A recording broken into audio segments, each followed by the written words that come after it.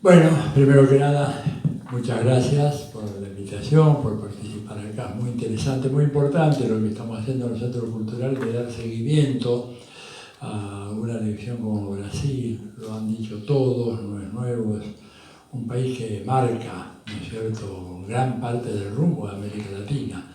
En la década de los 70, yo no había nacido, pero escuché que alguien dijo, Henry Kissinger, dijo que hacia donde vaya Brasil irá América Latina. Lo dijo siendo él secretario de Estado de Richard Nixon.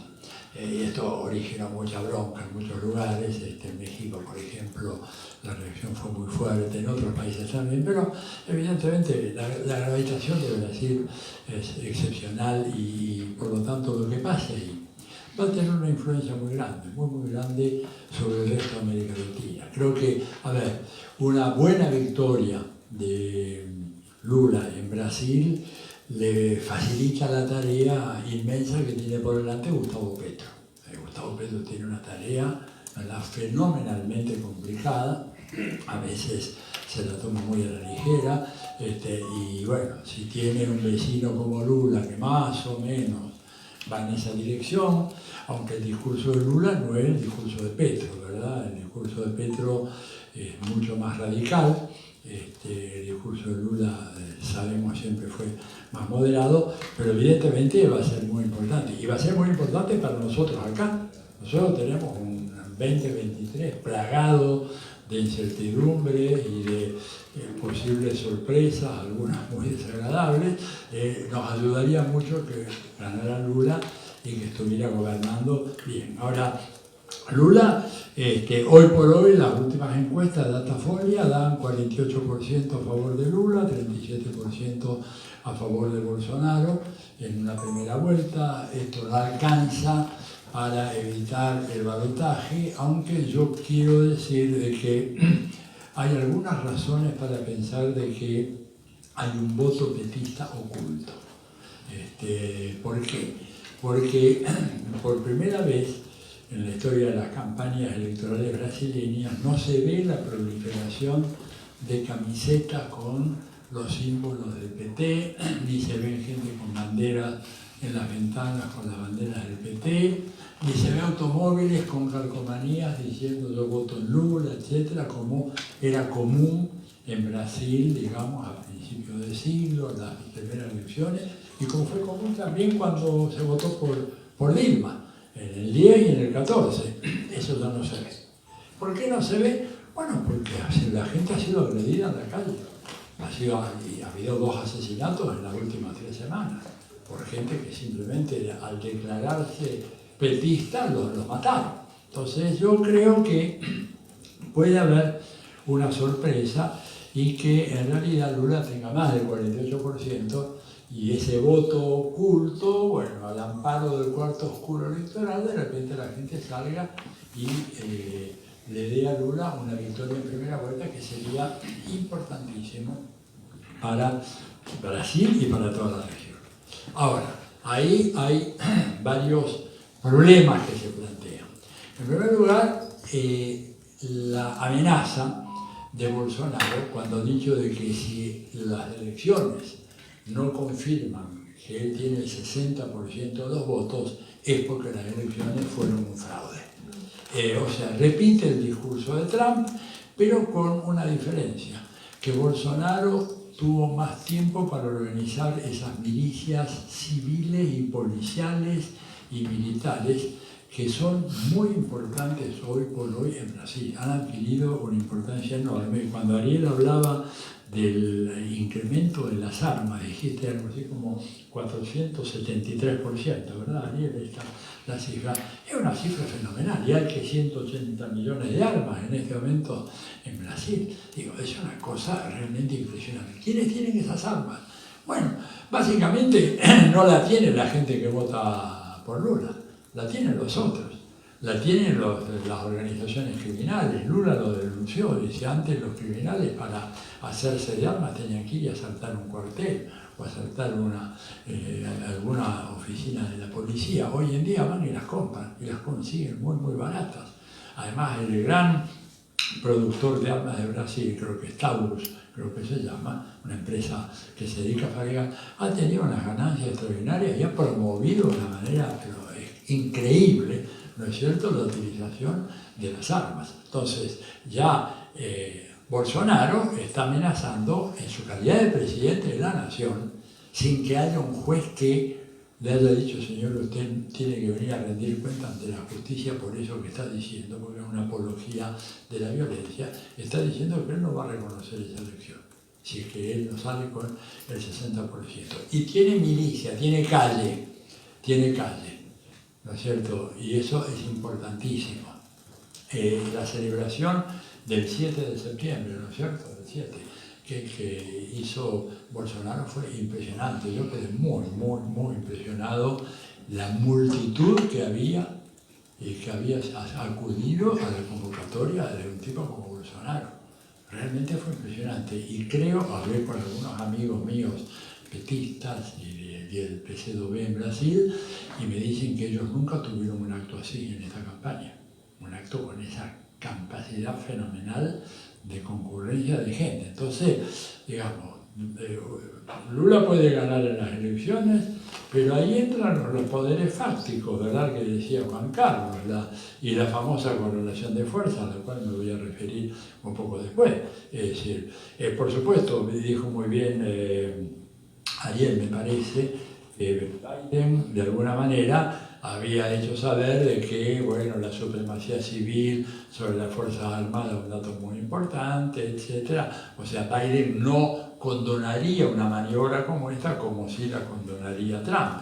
Pero sabemos de que Bolsonaro en ese sentido no le presta demasiada atención a estas presiones que vengan de donde vengan. Entonces, es un problema. Pero supongamos de que, bueno, esto se puede neutralizar y que finalmente Lula se instala en el Palacio de Plan Alto y ahí tiene que resolver algunos de los desafíos, las grandes tareas pendientes que han quedado producto de estos 4 años de bolsonarismo. La destrucción, mencionaba Alejandra, ¿no es cierto?, de buena parte del sector de las empresas del Estado de Brasil, que fueron realmente despedazadas y entregadas, digamos, a manos privadas. Algunas empresas que eran no solamente Petrobras, también Electrobras, Embraer, ¿no es cierto?, que se la dieron directamente a la Boeing. ¿Qué puede hacer ahí? ¿Qué margen de maniobra tiene Lula? ¿No es cierto? Si miramos la cifra del Parlamento, olvidémonos. El Parlamento brasileño, el Congreso, son 513 diputados. Con suerte, me dicen, Lula va a llegar a tener, con suerte, 140 o 150. Ya que está en una minoría, ni siquiera tiene quórum propio, ni nada. Y tiene una situación social un deterioro muy grande. Estaba yo mirando algunas cifras sobre el perfil de la distribución del ingreso en Brasil. Sabemos que es muy regresiva, pero que es un dato que me sorprendió, de una fuente inobjetable. Hay 6 personas en Brasil, todos hombres y una mujer. 6 personas que en Brasil tienen hoy más riqueza que 100 millones de habitantes de ese país. O sea, un nivel de desigualdad fenomenal. Para lo cual Lula va a tener que hacer, bueno, tomando lo que decía recién Juan Carlos, una política de mucha fuerza, una política de reforma social de fondo. Nadie le pide a él, ¿verdad?, que declare el carácter socialista de la economía brasileña, pero va a tener que hacer reformas muy de fondo. Reformas que van a ser viables tan solo si tienen capacidad, ¿no es cierto?, de extraer esos recursos de estas nóminas de súper recontramillonarios que hay en Brasil, ¿verdad?, que se van a oponer con dientes y uñas a que haya una reforma tributaria, como por ejemplo la que quiere proponer Petro allá en Colombia, que también empieza a generar una serie de resistencias muy fuertes. Ni hablemos de lo que pasó acá, lo que nos costó, ¿no es cierto? Pero si Lula no tiene eso, no va a tener dinero para poder hacer estas políticas, ¿verdad?, de reforma social que son fundamentales para darle estabilidad a la democracia brasileña. Y va a tener enfrente un tipo como Bolsonaro, ¿verdad?, que en este momento tiene un caudal electoral, se calcula sobre la base de que puedan participar 120 millones de personas, aunque el número de votantes es más, pero el voto no es obligatorio, ¿verdad? Es así, es obligatorio. Bueno, pero la tasa de participación está en el orden de aproximadamente 70-75, o sea que hay unos 120 millones de personas que van a votar, y de esas 40 o 45 van a votar en Bolsonaro. O sea, no es una cuestión menor, es un poco el mismo desafío con el que se enfrenta Biden en Estados Unidos, en donde se encuentra que enfrente de él tiene un tipo como Trump, que tiene un caudal electoral fenomenal. Biden y Trump fueron las dos personas que tuvieron el mayor número de votos presidenciales en toda la historia norteamericana. Sacó un poco más Biden, pero el segundo, que fue Trump, sacó una cantidad enorme de votos. Entonces ahí hay todo un problema. Y se plantea la cuestión aquella famosa de, bueno, ¿podrá Lula llevar adelante esta tarea? Yo creo que lo va a intentar, pero tiene pocos recursos a mano. Tiene la famosa correlación de fuerzas, ¿no es cierto?, que hay que clarificar. La correlación de fuerzas no es un problema metafísico e inmutable. Se puede modificar y depende de la voluntad de los actores sociales. Depende de la voluntad de los actores sociales. A ver, ¿quién podía pensar que Néstor Kirchner iba a hacer lo que hizo cuando sacó apenas 23% de los votos? Nada más que eso tenía Kirchner, ¿verdad? Ni siquiera tenía todo el PJ detrás de él. No se olviden que una parte importante del PJ votó por Menem, ¿no es cierto? Pero que Menem, que era muy pícaro, se dio cuenta que en la segunda vuelta no iba a poder ganar, pero digo, y Néstor construyó la correlación de fuerza.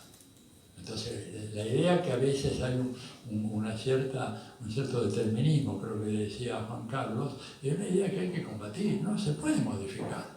Pensemos en otro ejemplo histórico, Salvador Allende. Salvador Allende gana con el 36% del voto popular en la elección del 4 de septiembre de 1970. Y sin embargo lanzó un programa realmente impresionante que le hizo a él le hizo posible avanzar en una serie de medidas de una radicalidad impresionante. Allende estatizó el cobre, como si acá Alberto dijera estatizamos toda la pampa húmeda. Ese sería el equivalente. El cobre era el sueldo de Chile, decía Allende, lo estatizó el sistema bancario, estatizó gran parte de las fábricas oligopólicas, avanzó en la reforma agraria. Y cuando hay la elección, ¿no es cierto?, en abril del 73, en donde toda la derecha y toda la embajada americana y la CIA se jugó a que después de los paros, el paro patronal, el sabotaje, el desabastecimiento, vivía en Chile, conocí esto de primera mano, pensaban de que el electorado iba a salir a repudiar todo aquello, a votar en contra de Allende. Allende aumentó la votación, consiguió el 43% de los votos contra los 36 que había tenido. Entonces, esto demuestra que la correlación de fuerzas, cuando hay esa decisión, ¿no es cierto?, ese coraje, esa fuerza, se puede modificar, que no es una cosa inmodificable. Requiere, claro, tener una concepción de la política como un quehacer práctico. ¿Qué pasa cuando la política se convierte en una experiencia dialógica casi habermasiana, a lo que vemos acá en la Argentina? Una eterna invitación al diálogo y a buscar un consenso que es imposible. Esa búsqueda de consenso es absolutamente imposible, porque es un juego de sumas ceros. Porque si queremos darle a uno, tenemos que sacarle a los otros. No hay de otra, acá no sé, es una ley básica de la economía, ¿no es cierto? Y esto supone una estructura tributaria, ¿verdad?, que tiene que ser modificada.